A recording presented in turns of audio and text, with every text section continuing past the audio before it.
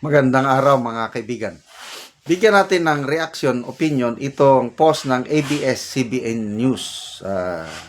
Statement ito ng Armed Forces of the Philippines tungkol sa repatriation ng mga OFWs na naiipit sa giyera sa Middle East. Ito, rescue missions for OFWs in Middle East require comprehensive planning. So, anong ibig sabihin? Huwag kayong mag-apura. Nagplaplano pa kami.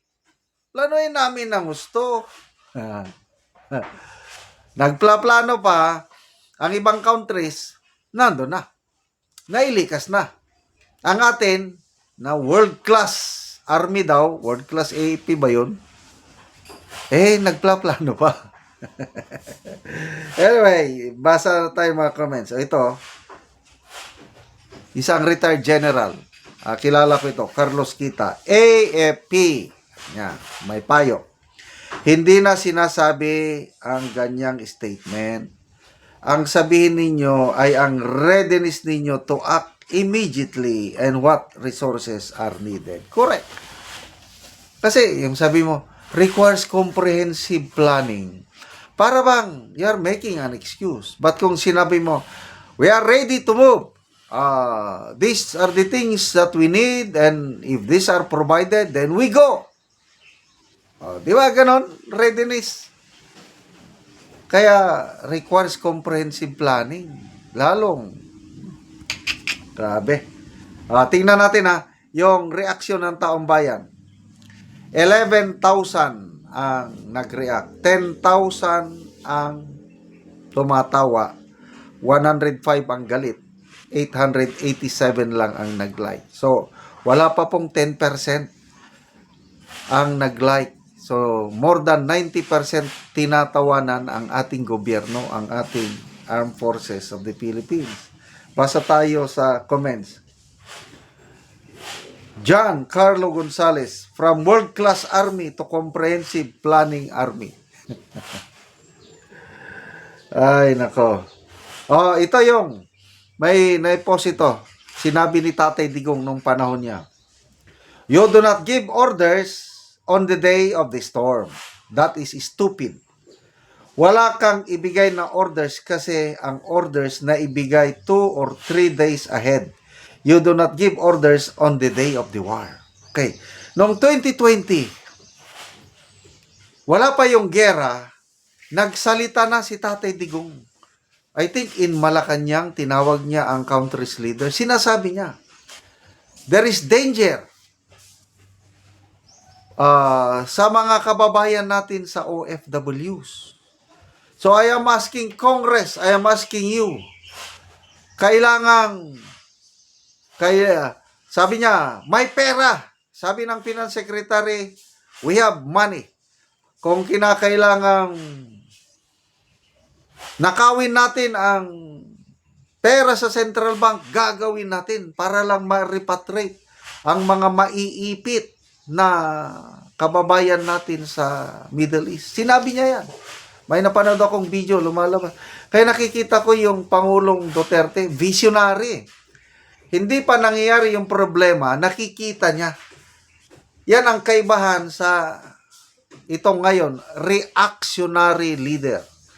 Ang ito ngayon, naka-sitting pretty, relax lang, pasyal-pasyal. Pagka nagkaroon ng problema, saka lang magplaplano. Nandyan na yung problema. Yan ang malaking kaibahan ni Tatay Digong. Mas malala, mas delikado pa ang sitwasyon nung COVID panahon niya.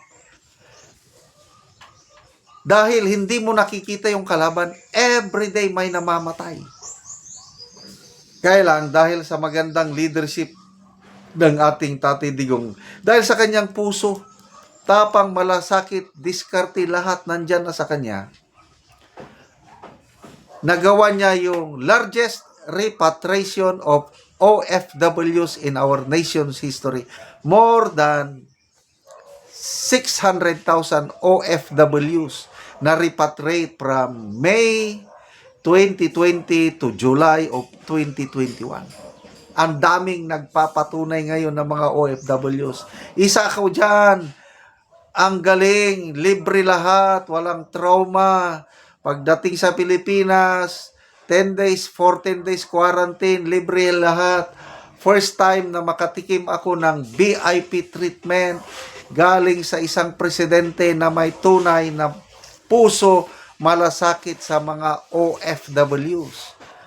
Nagawa ni Tatay Digong noon. Ngayon, bakit hindi magawa? May mga dumarating na OFWs, hindi man lang nasalubong ng Pangulo. Anong sabi ni Auntie Claire? Busy daw ang Pangulo, kaya hindi niya nasalubong yung mga OFWs na dumarating. Ay, naku. Iba talaga ang, yung real leadership. Gardo Concepcion, required comprehensive maleta. Austin Durano, comprehensive planning o baka drawing lang? Winston Rafa, yung prepare po ba ng government sa mga ganitong senaryo o kulang sa planning, teamwork, coordination? Kulang. Sabog. Sabog talaga. Depende kasi yan sa leader yung ano. At saka dito rin. Paano kung naubos na yung pera? Saan kukuha? Mangungutang. Hindi pa pwedeng naghahanap pa siguro ng mautangan. Nung nasa Amerika pa ang Pangulo, mayroon ng announcement na we will charter 2 flights para mag-repatriate. Hanggang ngayon, wala pa akong namomonitor na talagang chartered flight binayaran ng gobyerno para sa OFWs. May dumating 442 daw. Kailang government assisted flights galing sa UAE. Tapos ang mga picture, naka-blurred yung picture ng mga OFWs. Bakit? May tinatago. So, sana ang gobyernong ito, pakita nyo naman ang inyong malasakit sa OFWs na tinatawag nating modern heroes of today.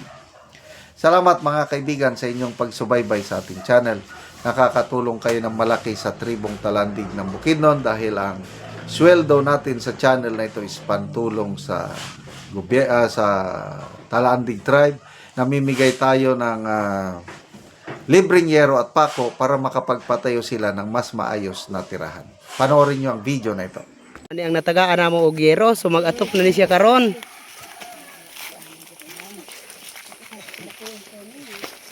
So muna ni ang iyang gipatindog nga balay.